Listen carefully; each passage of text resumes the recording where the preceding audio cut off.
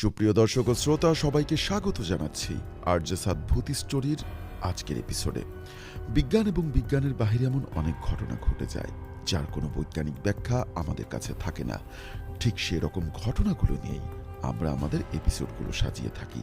আজও তার ব্যতিক্রম হয়নি।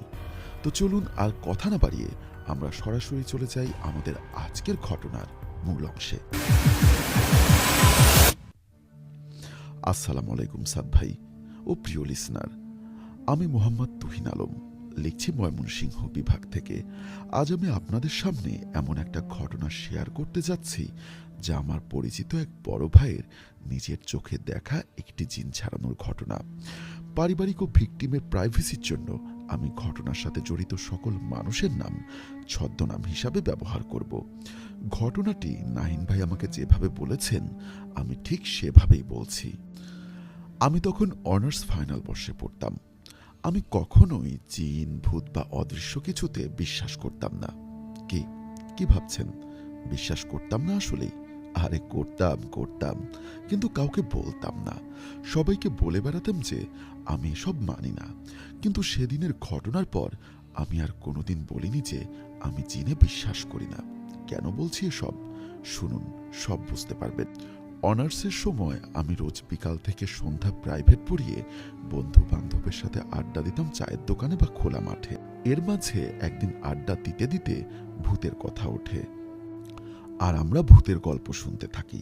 তখন আমি আমার বন্ধুদের বললাম যে বন্ধ কর, আমি আসলে এগুলো মানি না, নিজের চোখে কোনোদিন দেখলে মানব। তখন আমার এক বন্ধু জিসান বলে উঠল, তুই মানিস না? তাহলে চল তোদের এক জায়গায় নিয়ে যাই। আমি জিজ্ঞাসা করলাম জিসানকে, কোথায়? দেখ, সিরিয়াস টপিকই আর কি করিস না। তখন সে আমাদের বলল সে একজন হুজুরের সন্ধান জানে যে হুজুর জিন ছাড়ানোর কাজ করে, আর উনি পেশায় একজন মুয়াজ্জিন। আমি ওর কথা শুনে মনে মনে ভাবছিলাম যে একবার গিয়ে আসলেই দেখা উচিত, কারণ অজানা কিছু জানার ইচ্ছা মানুষের সব সময় থাকে। সেদিন রাত 8:30-এ টিউশনি ছিল, কিন্তু হুজুরের কাছে যাব বলে আমি টিউশনে ফোন করে আজ আসবো না জানিয়ে জিসানকে আমাদের সাথে সেখানে নিয়ে যেতে বলি।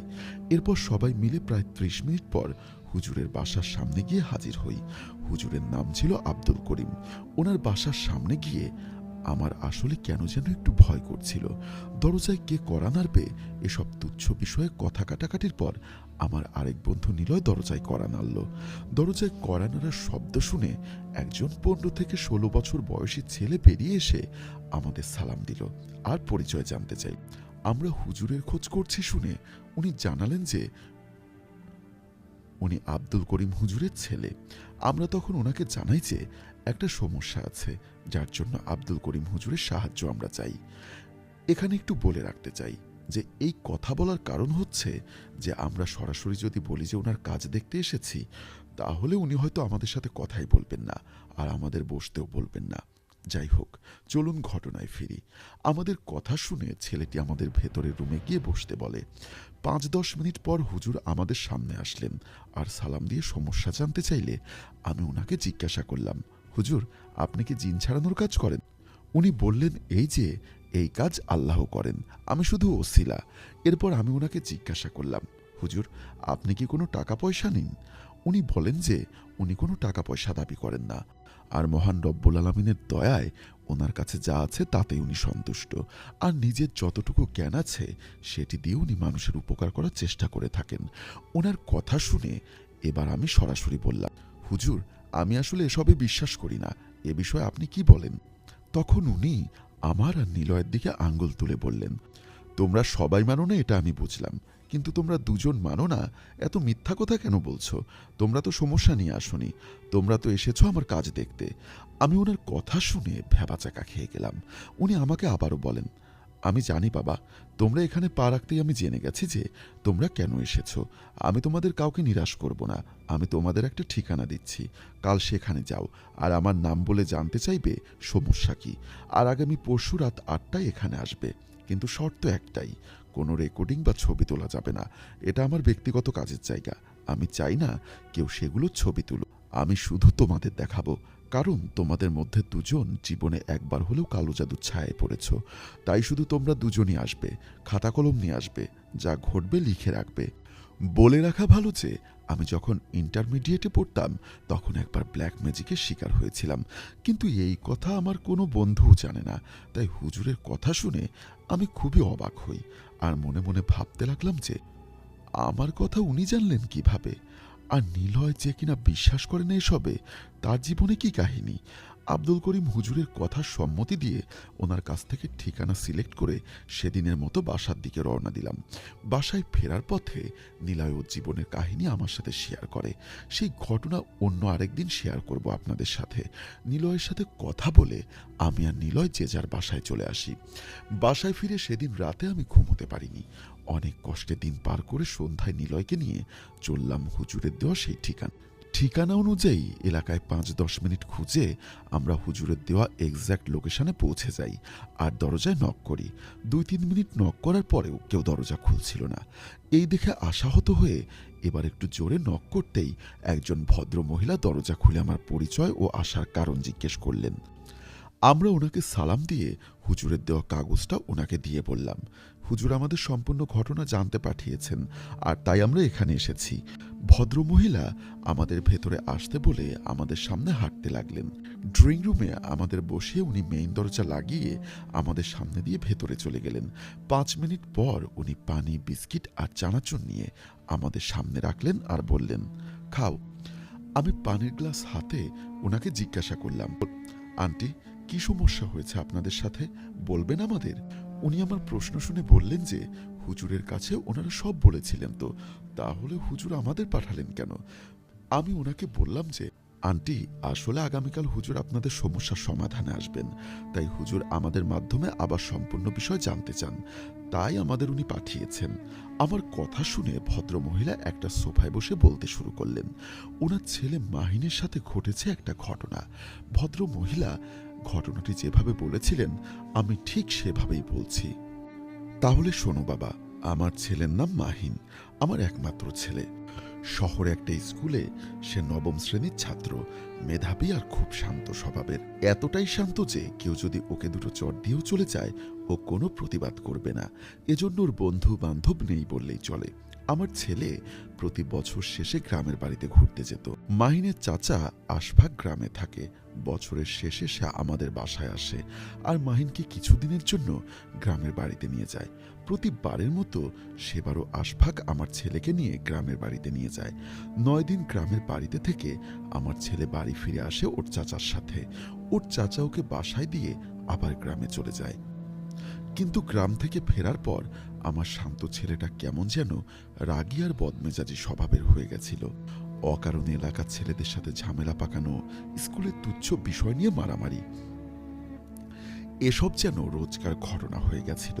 কিন্তু যখনই তাকে জিজ্ঞাসা করা হতো যে কেন এমন করছে সে, তখনই সে বলতো যে এসব আঙ্কেল তাকে করতে বলেছে।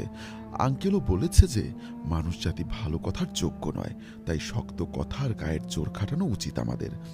আমি ওর কথা শুনে কয়েকবার জিজ্ঞাসা করেছি যে কোন আঙ্কেল তোকে এসব খারাপ শিক্ষা দিচ্ছে। যতবারই জিজ্ঞাসা করেছি মাহিন কোথাও না কোথাও আঙ্গুলের ইশারা করে আমাকে দেখাতো আর বলতো যে ওই যে দেখো, ওইখানে দাঁড়িয়ে আছে আঙ্কেল। আমি আমার ছেলের কথা শুনে অবাক হই, আবার এও ভাবি যে কোনো বন্ধু না থাকার ফলে হয়তো সে কাল্পনিক বন্ধু বানিয়ে নিয়েছে।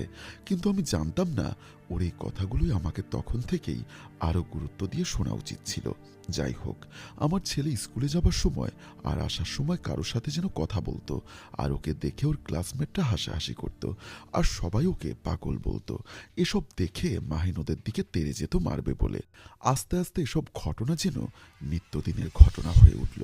আর মাহিনের এই পরিবর্তন আমি মাহিনের বাবাকে জানালে সে বিষয়টি গুরুত্ব সহকারে না দেখে আমাকে বলতো ছেলে বড় হচ্ছে, তাই আচরণে এই সমস্ত চেঞ্জ আসাটাই অস্বাভাবিক নয়। আমি আমার হাজবেন্ডের কথা মেনে নিয়ে আর মাহিনের বিষয়ে বেশি একটা গুরুত্ব দেইনি। আমার ছেলে কয়েকটা সাবজেক্ট প্রাইভেট পড়তো বাকি ৫ জন ছাত্রের মতো। আমাদের বাসা স্কুলের সব থেকে কাছে হয় স্কুল শেষে বিকালে স্কুলের একজন টিচার মাহিনকে পড়াতে আমাদের বাসায় আসতেন। মাহিনের সাথে স্কুলের আরো ২ জন ছাত্র স্যারের কাছে পড়তে আমাদের বাসায় আসতো। একদিন পড়ার সময় মাহিনের টিচার আমাকে ডাক দিয়ে বলেন যে মাহিন নাকি পড়ার মাঝে হঠাৎ চেয়ার থেকে উঠে দাঁড়িয়ে কাকে যেন সালাম দেয় আর বলতে থাকে, আঙ্কেল বসুন। এই দেখে টিচার মাহিনকে ধমক দিয়ে বলে, মাহিন কি সমস্যা? কাকে সালাম দিচ্ছ? পড়া ফাঁকি দেবে বলে কি কাহিনী বানাচ্ছ? বসো চুপ করে, আর একটা কথাও বলবে না। এই কথা শুনে মাহিন তার হাতে থাকা কলম মাটিতে রাগ করে ছুঁড়ে ফেলে দিয়ে নিজের রুমে চলে যায় এবং টিচার বাকি দুজন ছাত্রকে ছুটি দিয়ে আমাকে ডাক দিয়ে ঘটনা বলেন। এরপর মাহিনের টিচারকে বিদায় দিয়ে আমি মাহিনের রুমে গিয়ে মাহিনকে জিজ্ঞাসা করি যে কেন এমন করছে। মাহিন আমার কানে কানে ফিসফিস করে বলে, আস্তে বলো আম্মু, আস্তে। আরে আস্তে, আঙ্কেল শুনলে তোমাকেও মারবে, কোথাও যেতে পারবে না, আমাদের সবাইকে মারবে আঙ্কেল। সত্যি বলতে মাহিনের এই কথাটি শুনে ওর টিচারের বলা কথাটি আমিও বিশ্বাস করেছিলাম যে হয়তো মাহিন পড়া ফাঁকি দেওয়ার জন্যই কাহিনী বানাচ্ছে। আমি মাহিনকে ধমক দিয়ে বলি, মাহিন, পড়ায় ফাঁকি দিচ্ছ তাই না? এসব নাটক বানাচ্ছ? এসব যদি আর দেখেছি তো তোমার বাবাকে বলে তোমাকে আমি সোজা করে ছাড়ব। এই বলে মাহিনের ঘর থেকে চলে আসি আমি। সেদিন রাতের বেলা ঘুমের মাঝে আমি আর আমার হাজবেন্ড মাহিনের চিৎকার শুনে ভয়ে ঘুম থেকে জেগে উঠি আর দৌড়ে মাহিনের রুমে গিয়ে ওর হাঁপানির শব্দ শুনতে পাই। লাইট অন করতেই দেখতে পেলাম মাহিনের গলায় একটা লম্বা আঁচড়, যা সদ্য দেওয়া হয়েছে, আর ওর মুখ থেকে রক্ত বের হচ্ছে। আমাদের দেখে মাহিন বিছানায় উঠে বসতে যাবে, এমন সময় সে বিছানায় আবার শুয়ে পড়ে। মনে হচ্ছিল কেউ যেন ওকে ধাক্কা দিয়ে ফেলে দিচ্ছে। এরপর মায়ের কাছে যেতেই ও হঠাৎ খুব স্পিডে উঠে বসে আর আরবি ভাষায় কোনো একটা শব্দ বলে এবং সেই শব্দটি বলতে থাকে আরবি ভাষায় ক্রমাগত। এখানে লেখা আছে আবনুক, কিছু একটা আরবি ভাষায়। কথা শেষ করে মাহিন বলতে লাগলো, সাবধান করেছিলাম না, মারবো সবাইকে, মারবই, আর তোদের ছেলেকে নিয়ে যাবো, পাল্লা আটকে আমাকে দেখা। খুব বাজেভাবে হাসি দিয়ে মাহিন বিছানায় অজ্ঞান হয়ে পড়ে যায়। মাহিনের এই অবস্থা দেখে আমি পানি নিয়ে ওর মুখে সারা শরীরে পানি ছিটিয়ে দেই আর হাত পায়ে আমি আর আমার হাজবেন্ড মিলে মালিশ করতে থাকি। সেদিন রাত্রে মাহিনের প্রচণ্ড জ্বর এসেছিল। ভোর পর্যন্ত আমরা মাহিনের কাছেই ছিলাম। আজানের সময় মাহিন চোখ খুলে বলে, আঙ্কেল আমার গলা টিপে ধরেছিল আর পেটে পাড়া দিচ্ছিল। আম্মু, আমি খুব ব্যথা পেয়েছি। মাহিন জ্বরের ঘোরে উল্টাপাল্টা বলছিল ভেবে ভোরে আজানের পর আমি অনেকটা জোর করে আমার হাজবেন্ডকে মসজিদে নামাজ পড়তে পাঠাই আর ইমাম সাহেবকে নিয়ে আসতে বলি। উনি কিছুতেই রাজি হচ্ছিলেন না, কারণ উনি এসব সমস্যা বিশ্বাস করতেন না, কিন্তু আমার জোরাজুরিতে উনি রাজি হয়েছিলেন। এরপর আমার হাজবেন্ড নামাজে চলে গেলে আমিও নামাজ পড়তে বসি আর তখনই মাহিনের বলা আরবি কথাগুলো আমার মাথায় চলে আসলো। আমি যেহেতু রেগুলার কোরআন পড়ি তাই আমি বুঝতে পেরেছিলাম যে মাহিন যে আরবি বলেছিল, কিন্তু এর অর্থ আমার জানা ছিল না। মাহিন কি বলেছিল ভাবতে ভাবতেই কলিং বেল বেজে ওঠে আর দরজা খুলতেই দেখি আমার হাজবেন্ড মসজিদ থেকে নামাজ পড়ে ইমাম সাহেবকে নিয়ে এসেছেন মাহিনের গায়ে ফু দেওয়ার জন্য। ইমাম সাহেব মাহিনের গায়ে ফু দিয়ে ওর মাথায় হাত বুলিয়ে চলে যাবার সময় আমি ইমাম সাহেবকে সেই আরবি ভাষার অর্থ জিজ্ঞেস করি। উনি আমার কথা শুনে বলেন যে আপনি যে আরবি বলেছেন সেখানে কিছু ভুল আছে, আর এগুলো শুধরে যা অর্থ হয় তাহলে আপনার ছেলে মারা যাবে আর আপনারা হেসে হেসে ওকে মরতে দেখবেন। হুজুরের মুখে এই কথা শুনে আমার পায়ের নিচ থেকে যেন মাটি সরে গেল। আমি এবার বুঝতে পারছিলাম মাহিনের সাথে আসলেই খারাপ কিছু হচ্ছে। এরপর হুজুরকে জিজ্ঞাসা করলাম মাহিনের উপর কোনো জিনের ছায়া আছে কিনা। আমার কথা শুনে আমার হাজবেন্ড আমাকে জোরে ধমক দিয়ে হুজুরকে সালাম দিয়ে বিদায় করে দেন। হুজুর যাবার পর আমাকে অনেক বকাবকি করে আমার হাজবেন্ড এবং বলে সকাল 11টার দিকে মাহিনকে হসপিটালে ডাক্তার দেখাতে নিয়ে যাবেন। সেই অনুযায়ী সকাল 11টায় মাহিনকে ডাক্তারের কাছে নিয়ে যাওয়া হয়। ডাক্তার মাহিনকে দেখে বলেন যে গলায় কোনো ভোঁতা জিনিস দিয়ে তাকে খামচি দেওয়া হয়েছে, এজন্যই দাগ পড়ে আছে। পেটে বা বুকে খুব চাপ লাগার ফলে হয়তো মুখে রক্ত এসেছে। ডাক্তার এও বলেন যে অন্য কিছু হতে পারে, কিন্তু তারা শুরুতে এক্স রে করতে চান মাহিনের। এক্স রে রিপোর্ট আমাদের সবার চোখের পলক ফেলা বন্ধ করে দিয়েছিল। মাহিনের এক্স রেতে দেখা যাচ্ছিল তার পেটের দিকে বাম পাজরে একটা চার কোনা আর একটা গোল কালো কিছু, মাঝারি দুটো টুকরো। মনে হচ্ছিল যেন কেউ এগুলো মাহিনের পেটে ঢুকিয়ে দিয়েছিল। মেশিনের ফল্ট ভেবে ডাক্তার আবার এক্স রে করতে চাইলেও পরের বার সেম রেজাল্ট আসে। ডাক্তার আমাদের ঢাকায় রেফার করে দেন, কিন্তু এবার আমার মন মানছিল না। আমি বুঝতে পারছিলাম এই সমস্যার সমাধান কোনো ডাক্তারের হাতে নেই। আমি খুব চোরাচুরি করে আমার হাজবেন্ডকে মানালাম যে আগামীকাল মাহিনকে নিয়ে আমরা একজন হুজুরের কাছে যাব। রাতের বেলা গ্রামের বাড়িতে ফোন দিয়ে একজন হুজুরের নাম্বার আর ঠিকানা নিয়ে সকালে যাব ভেবে রাতে ঘুমিয়ে পড়ি আমরা। ঘুম সেদিন খুব কষ্টে এসেছিল আমাদের চোখে, কিন্তু রাতের বেলা হঠাৎ আমার কানের কাছে ফিস ফিস আওয়াজ শুনতে পাই। কিরে, আরে কিরে, মরবি? আমি কিন্তু সবাইকে মারবো, আমায় তোরা চিনিস না। এই আওয়াজ শুনে আমি লাফ দিয়ে বিছানা থেকে উঠে পড়ি, আর উঠে দেখি আমার হাজবেন্ড আমার পাশে নেই। বারান্দায় দরজা খোলা দেখে বুঝলাম সে বারান্দায় গিয়ে দেখি সে খুব চিন্তিত মুখ নিয়ে বসে আছে বারান্দার ফ্লোরে। কি হয়েছে জিজ্ঞাসা করতে সে বলল, তুমি ঠিক, মাহিনীর সমস্যাটা আসলে অতিপ্রাকৃত। আমার হাজবেন্ড কেন এমন কথা বলছে জিজ্ঞাসা করলে উত্তরে সে আমাকে বলে, রাতে ঘুমানোর পর কেউ একবার তার কানের কাছে এসে ফিসফিস করে বলল, না না না, ওটি করতে যাস না, তাহলে ছেলে তো যাবে, তোরাও যাবে। খবরদার, খবরদার, খবরদার, মরবি মানে মরবি। এই কথা শুনে আমার হাজবেন্ড মাহিনের রুমে গিয়ে তাকে দেখে আসে, আর বেডরুমে ফিরে এসে বারান্দায় বসে পড়ে। হাজবেন্ডের কথা শুনে আমি তাকে সান্ত্বনা দেই আর বলি, আল্লাহ আছেন, সব ঠিক হয়ে যাবে, কাল যাচ্ছি না হুজুরের কাছে। এই বলে আমি আর আমার হাজবেন্ড আবার শুয়ে পড়ি।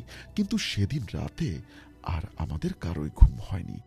যথারীতি সকাল ৮টায় আমরা ফুলপুর নামক জায়গায় হুজুরের সন্ধানে বেরিয়ে পড়ি।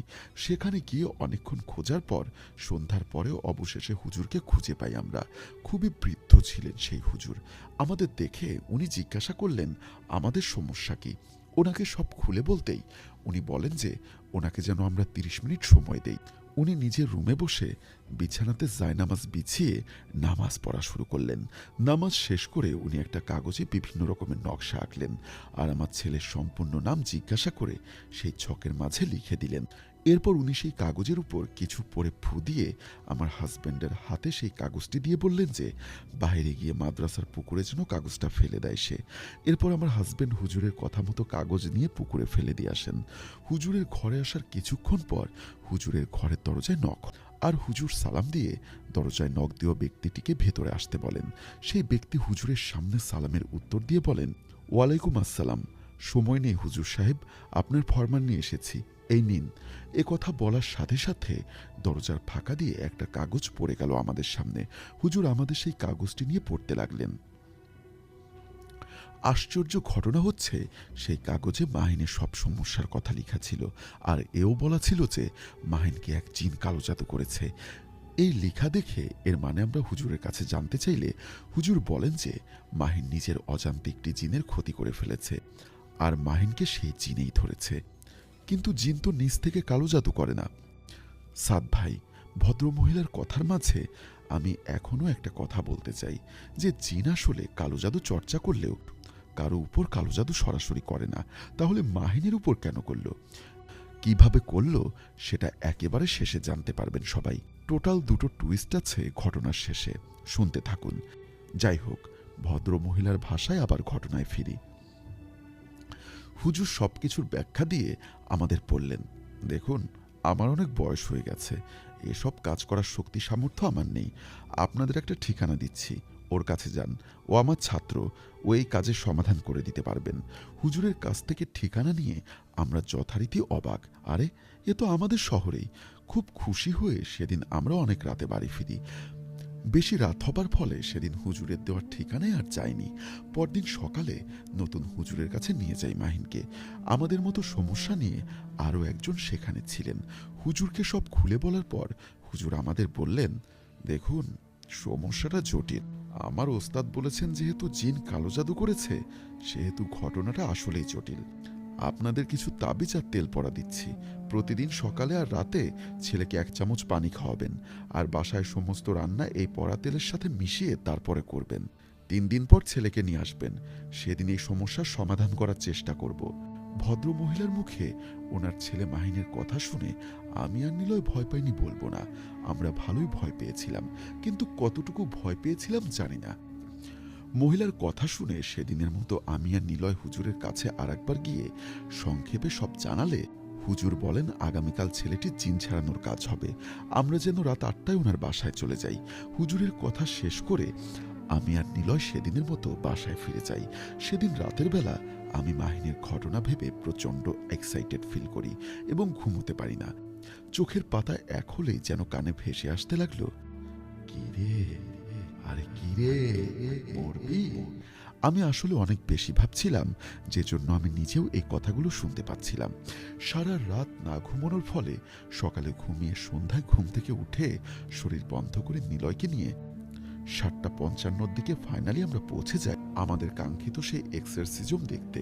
শরীর বন্ধ করার কারণ হচ্ছে ব্ল্যাক ম্যাজিকের ভিকটিম যারা, তারা আসলে জিনেদের জন্য ইজি টার্গেট হয়ে থাকে। তাই একজন ভিকটিম হিসাবে আমিও আমার শরীর বন্ধ করে রেখেছিলাম। হুজুরের বাসায় পৌঁছে রুমের ভেতরে গিয়ে দেখলাম যে মাহিনের বাবা মা মাহিনকে নিয়ে বসে আছেন, আর তাদের সাথে একটা চালের বস্তা ছিল, কয়েক প্যাকেট মিষ্টি আর একটা মুরগি। আমরা সবাইকে সালাম দিলাম। হুজুর আমাদের দেখে সালামের উত্তর দিয়ে মুচকি হেসে বললেন, এসেছো? তোমাদের সাহস আছে, আমি তো ভেবেছিলাম আসবে না। তোমরা এসো, বসো। ওনার কথা শুনে আমরা মাটিতে দুজন বসে পড়ি হুজুরের পাশে। এরপর আউজুবিল্লাহি মিনাশ শাইতানির রাজিম, বিসমিল্লাহির রহমানির রহিম বলে হুজুর মাহিনকে সামনে বসিয়ে তার কাজ শুরু করেন। হুজুরের অ্যাসিস্ট্যান্ট হিসাবে হুজুরের ছেলে আর দুজন মাদ্রাসার ছাত্র ছিলেন।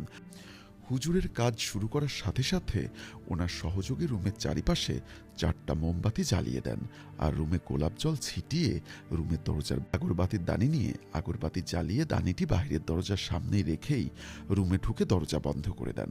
হুজুর একটা সরিষার তেলের বোতলে দোয়া পরে ফু দিয়ে মাইনের বাম হাতের তালু আর আঙ্গুলে মালিশ করে দেন, আর এরপর একটা কাপড়ে কিছু নকশা এঁকে মাহিনের নাম লিখে সেটি আগে থেকে জোগাড় করা মাটি মিশিয়ে তেলে ডুবিয়ে আবার বের করে আনেন। কিছুটা তেল ঝরিয়ে সেই কাপড়ে আগুন জ্বালিয়ে সেই আগুন নিভিয়ে ধোয়া মাহিনের নাকের সামনে ধরেন উনি। কিন্তু আশ্চর্যজনকভাবে মাহিনের কোনো প্রতিক্রিয়াই হচ্ছিল না। এই দেখে আমরাও অবাক।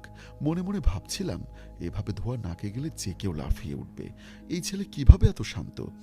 এরপর হুজুর আল্লাহর নাম নিয়ে নিজের ছেলেকে বললেন, এবার দরজা খুলে দাও বাবা, আর আগরবাতির দানি এনে আমার সামনে রাখো। হুজুরের কথা মতো হুজুরের ছেলে দরজা খুলে আগরবাতির দানি হুজুরের সামনে রাখতেই দমকে এক হাওয়া ঘরে প্রবেশ করে।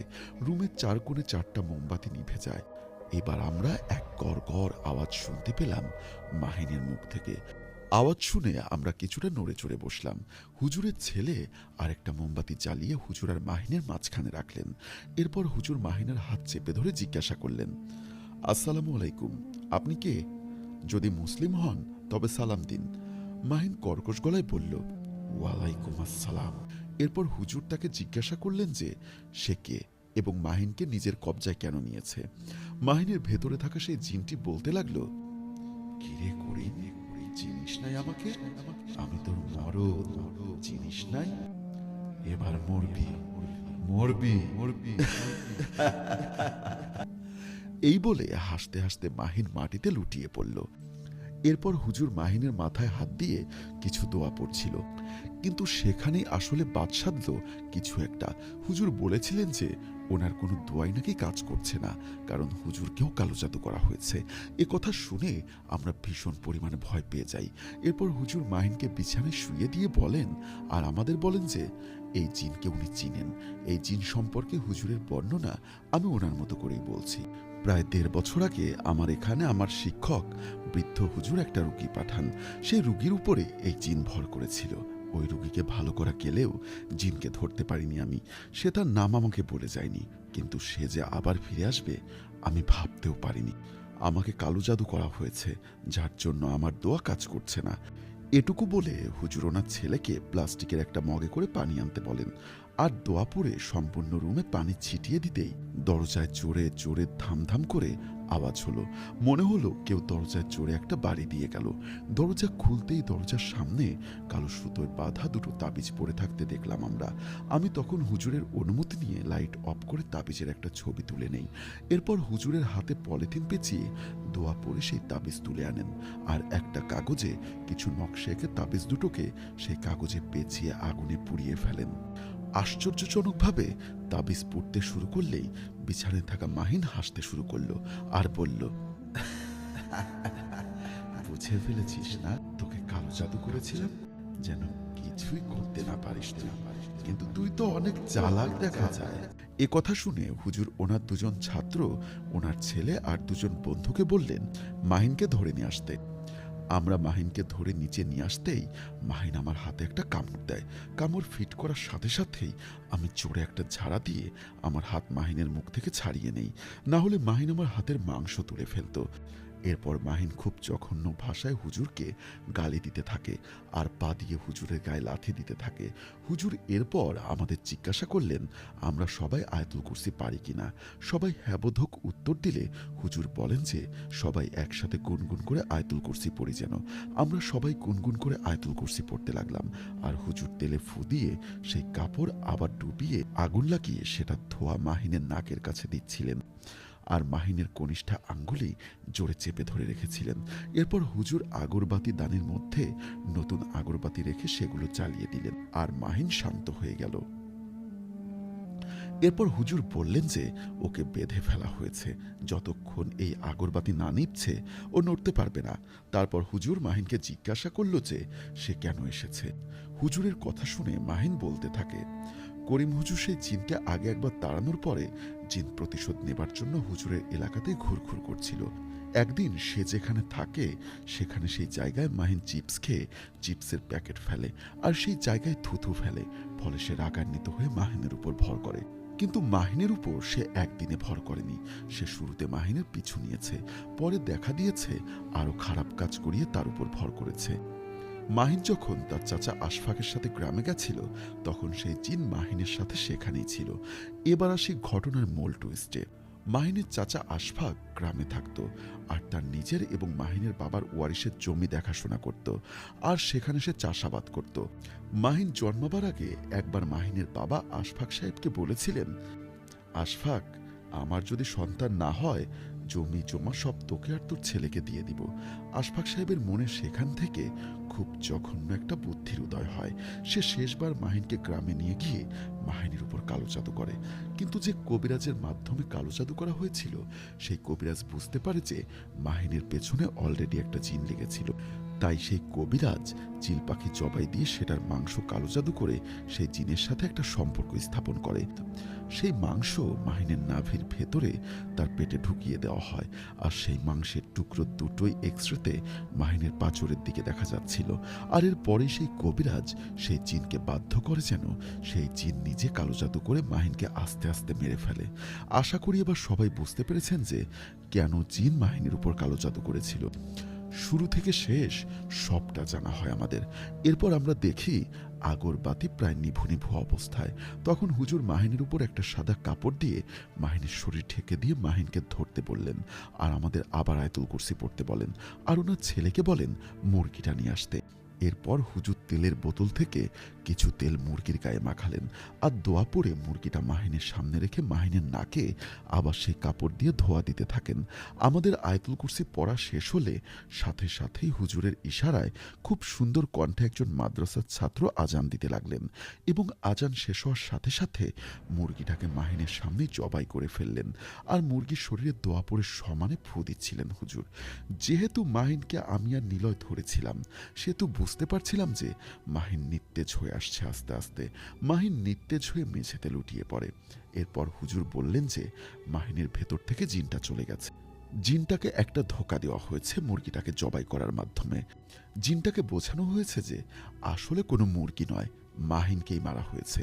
এখন এই জিন আর মাহিনকে বিরক্ত করবে না, কারণ মুরগিটা মারা যাবার সাথে সাথে জিন তার প্রতিশোধ সম্পন্ন হয়েছে ভেবে চলে গেছে। হুজুরকে আমি জিজ্ঞাসা করলাম, আচ্ছা হুজুর, প্রতিশোধ কিভাবে সম্পন্ন হলো? হুজুর বললেন যে মাহিনের মৃত্যু। আমি এই কথা শুনে হুজুরকে এর মানে জিজ্ঞাসা করলে উনি বলেন যে ধোকার মাধ্যমে মুরগিটাকে মাহিন ভাবতে বাধ্য করা হয়েছিল জিনটাকে। মুরগির মৃত্যু, তাই সে মাহিনের মৃত্যু ভেবে নিয়েছে, আর এর মধ্যেই তার প্রতিশোধ সম্পন্ন হয়েছে। সে চেয়েছিল হুজুরকে বিফল করতে, তার সামনে কোনো মানুষের জান নিতে। তার কাজ হয়ে গেছে, সে চলে গেছে। আর কালো জাদুটাও যেহেতু এই জিনের মাধ্যমেই হয়েছিল, তাই জাদুও কেটে গেছে জিন চলে যাবার সাথে সাথেই। কিন্তু মাহিনের বাসায় কিছু তাবিজ আছে বলে জানান হুজুর।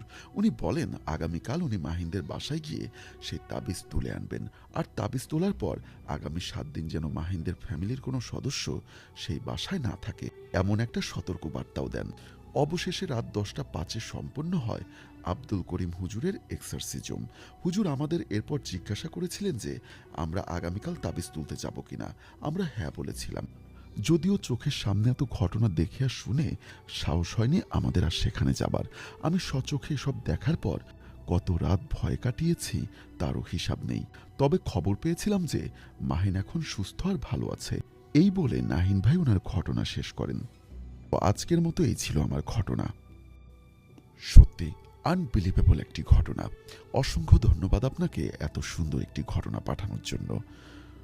হ্যালো লিসেনার, এই ঘটনাটি আপনাদের কাছে কেমন লেগেছে অবশ্যই কমেন্ট বক্সে জানাতে ভুলবেন না। আর আপনার জীবনে ঘটে যাওয়া এমন ঘটনা আপনিও পাঠাতে পারেন আমাদেরকে। সেটার জন্য আপনাকে যেটা করতে হবে, আমাদের ডেসক্রিপশন বক্সে দেওয়া ইমেল থেকে সরাসরি আমাদের মেল করতে হবে। তো সবাই ভালো থাকুন, সুস্থ থাকুন। আজকের মতো এ পর্যন্তই। আল্লাহ হাফেজ।